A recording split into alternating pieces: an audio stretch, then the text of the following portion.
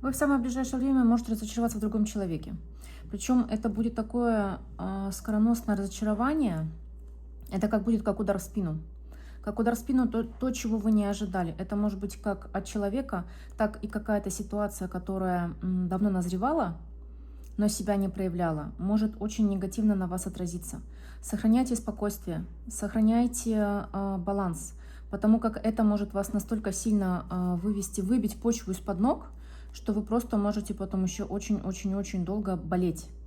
Поэтому не огорчайтесь, даже если совсем все очень-очень плохо. Всегда помните, что здоровье будет намного тяжелее восстанавливать. Для этого понадобится больше ресурса и больше времени.